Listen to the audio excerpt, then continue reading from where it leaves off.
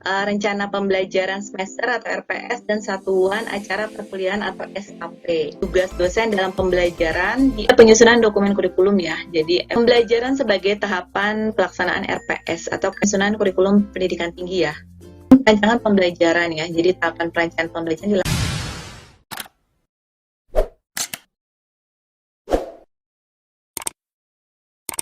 ya, hari ini kita mempelajari yaitu rekonstruksi silabus rencana pembelajaran semester atau RPS dan satuan acara perkuliahan atau SAP. Nah, di sini dalam paparan hari ini yaitu memahami pengertian silabus, rencana pembelajaran semester atau RPS dan satuan acara perkuliahan SAP. Jadi yang kedua juga dapat menyusun silabus RPS dan SAP untuk satu mata kuliah yang diampunya secara tertulis. Nah, rekonstruksi yang berarti membangun atau pengembalian kembali sesuatu berdasarkan kejadian semula, di mana dalam rekonstruksi tersebut terkandung nilai-nilai primer yang harus tetap ada dalam aktivitas membangun kembali sesuatu sesuai dengan kondisi semula. Nah, di sini dijelaskan ya, tugas dosen dalam pembelajaran di SNDIK pasal 26 sampai 30 yaitu tugas dosen adalah merencanakan yaitu RPS, perangkat pembelajaran dan bahan ajar, terus melaksanakan pengampuhan MK, membimbing dan lain-lain, yaitu mengendalikan lembar monitoring, menilai rencana penilaian instrumen penilaian, mengevaluasi yaitu rencana evaluasi, instrumen evaluasi, proses dan hasil belajar. Jadi dosen adalah pendidik profesional dan ilmuwan dengan tugas utama mentransformasikan, mengembangkan, menyebarkan ilmu pengetahuan, teknologi melalui pendidikan, penelitian, pengabdian kepada masyarakat. Nah, kompetitif informatif global abad 21. Jadi tantangan ancamannya itu berupa teknologi ICT, tenaga kerja, dan bebas batas atau transportasi. Nah, di sini proses menuju kompetensi abad 21 era revolusi industri 4.0 ya.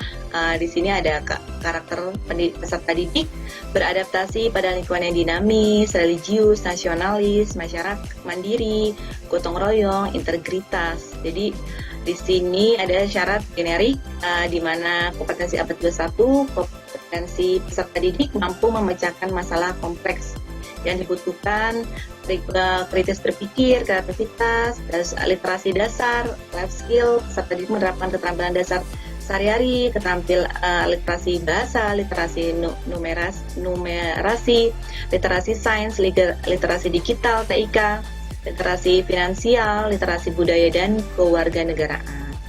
Jadi intinya adalah peserta didik mampu memecahkan masalah kompleks. Di sini area yang HOTS ya atau high order thinking skill yaitu berpikir tingkat tinggi, di mana dimensi pengetahuannya ada faktual, konseptual, prosedural, metakognitif. Jadi mengingat C1, memahami C2, menerapkan C3, menganalisis C4, mengevaluasi C5. Jadi ini dimensi proses kognitif ya. Nah, di sini juga dijabarkan standar dan kriteria instrumen dan PT sebelum dan sesudah SNDIK 2015. Jadi sini sebelum SNDIK 2015 itu 7 standar ya, ada visi, misi, tujuan dan sasaran. Terus tata pamong, manajemen, mahasiswa, sumber daya manusia, kurikulum, keuangan, sarana prasarana, riset dan kerjasama. Nah, di sini setelah SNDIK 2015 dijelaskan 9 kriteria SNDIK 2015. Jadi ada visi, misi, tujuan, dan strategi, tata pamong, tata kelola, dan kerjasama, mahasiswa, sumber daya manusia, keuangan, sarana dan prasarana, pendidikan, penelitian, pengabdian kepada masyarakat, luaran, dan capaian tridharma. Nah, perubahan kurikulum, jadi kurikulum itu kan merupakan nyawa dari suatu program pembelajaran, sehingga keberadaannya memerlukan rancangan, pelaksanaannya, serta evaluasi secara dinamis sesuai dengan perkembangan zaman. Jadi kebutuhan ilmu, pengetahuan, teknologi dan sains, IPTEX, serta kompetensi yang dibutuhkan oleh masyarakat maupun pengguna lulusan perguruan tinggi. Jadi perkembangan iptek di abad ke-21 yang berlangsung secara cepat mengikuti pola logaritma menyebabkan standar pendidikan tinggi dikti juga mengikuti perubahan tersebut. Nah, di sini ada penyusunan dokumen kurikulum ya. Jadi evaluasi kurikulum ketercapaian CPL, masukan asosiasi dan stakeholder, tugas tim pengembang kurikulum prodi, ada keterlibatan semua dosen, tugas bidang studi atau laboratorium, peta keilmuan, mengacu pada literasi baru, literasi data, literasi teknologi, literasi manusia, keterlibatan semua dosen, keterlibatan semua ditetapkan prodi studi, program studi, analisis kebutuhan sinyal pasar, kajian iptek, visi ilmu, profil lulusan, rumusan capaian pembelajaran atau lulusan CPL, learning outcome, prodi. Ada matriks juga mata kuliah CPL. Mata kuliah itu bahan kajian dengan keleluasaan dan pendalaman materi pembelajaran. CPL itu sikap, pengetahuan, keterampilan umum, dan keterampilan khusus utuh, mata kuliah, dan besarnya SKS. Nah, di sini juga organisasi mata kuliah ya. Perangkat pembelajaran, ada RPS, rencana tugas, bahan ajar, rencana evaluasi, instrumen penilaian, rubrik, atau portofolio. Nah, ini disesuaikan juga dengan visi misi, tujuan, dan strategi universitasnya atau landasan desain kurikulum.